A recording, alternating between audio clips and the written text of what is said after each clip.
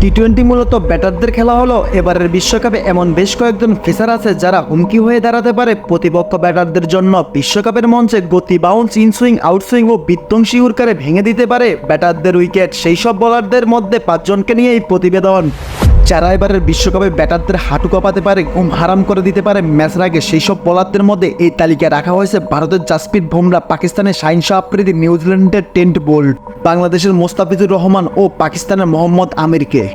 জাসপ্রীত বুমরা সময়ের সেরা পেসারদের সংক্ষিপ্ত তালিকা করলেই নিশ্চিতভাবে জায়গা পাবেন জাসপ্রীত বুমরা। সদ্য শেষ হওয়া আইপিএলে 13 ম্যাচ খেলে 20 উইকেট নিয়েছে বুমরা। রান বন্যারে এবারের আইপিএলে ওভার প্রতি খরচ করেছে মাত্র 6.48 রান, যা তার প্রশংসার দাবিদার। তাছাড়া নিজেদের দিনে কি করতে পারে তা তো কম বেশি সকলেরই জানা। ওভার প্রতি 3 থেকে 4টি নিখুঁত ইয়র্কার করতে পারার সামর্থ্য আছে ডানাতি এই পেসারের। বর্তমান সময়ে তার মতো এমন নিখুঁত ইয়র্কার করার সামর্থ্য খুব কম বোলারেরই আছে, যা এবারের বিশ্বকাপের আতঙ্কের কারণ হয়ে উঠতে পারে ব্যাটারদের জন্য। ভারতের পেস ইউনিট মূল শক্তির কারণও তিনি। এবারের বিশ্বকাপে ভারত কত যাবে সেটাও এক অর্থে নির্ভর করে বুমরার পারফরমেন্সের উপর।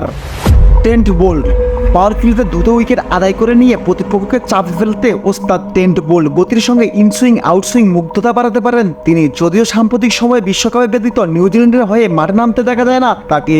প্রায় সারা বছরে বিশ্বের নানা প্রান্তে ঘুরে ঘুরে ফ্র্যাঞ্চাইজি লিগ খেলে বেড়ান তিনি। তার সেই অভিজ্ঞতা এবার পেতে তাকিয়ে আছে নিউজিল্যান্ড। টি-20 এখন পর্যন্ত 57 ম্যাচে উইকেট আছে 74টি। তবে নিজেদের দিনে কতটা ভয়ানক হয়ে উঠতে পারেন বোল্ট তা প্রায় বর্তমান সময়ের সকল ব্যাটারদেরই জানা। সেই কারণে ম্যাচের আগের দিন ট্রেন্ট বোল্টকে নিয়ে নির্ঘুম রাত কাটাতে হতে পারে ব্যাটারদের। মোহাম্মদ আমির, পাকিস্তানের পেসার মোহাম্মদ আমিরকে বলা হয় বড় ম্যাচের প্লেয়ার। নিজের অভিষেক টি-20 বিশ্বকাপে 6 উইকেট শিকার করে পাকিস্তানকে বিশ্বকাপ জেতার বড় ভূমিকা রেখেছিল আমির।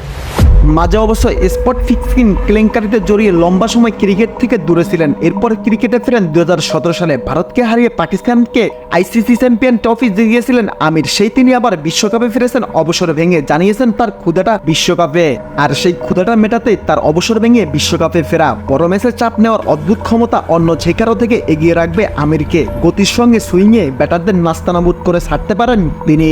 ম্যাচটা একাই নিজেদের দিকে এলিয়ে দিতে পারেন বলেই অবসর নেওয়া আমিরকে ক্রিকেটে ফিরিয়েছেন দেশটির ক্রিকেট বোর্ড। আমিরও নিশ্চয়ই সেই প্রতিদান দেওয়ার ইচ্ছা রাখে, আর তাহলেই ব্যাটারদের বেশ ঢুকতে হতে পারে আমিরের বিপক্ষে।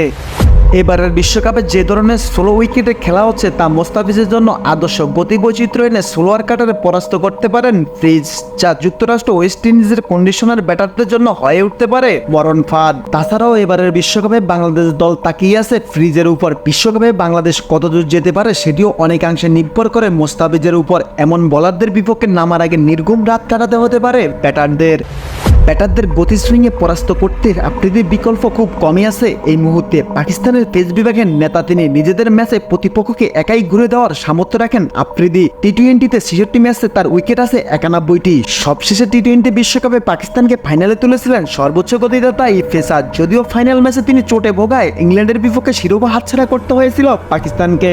কদিন আগেই যা আরও একবার জানিয়েছেন দলটির অধিনায়ক বাবর আজম। কাজেই এই বিশ্বকাপে যে পাকিস্তান দল নির্ভর করছে শাহিন শাহ আফ্রিদির উপর, তা একরকম অধিনায়কের কথাই পরিষ্কার। স্ক্রিপ্টটি ভালো লাগলে লাইক দেবেন, কমেন্ট করে ভুল ত্রুটি ধরিয়ে দিবেন, সাবস্ক্রাইব করে পাশে থাকবেন।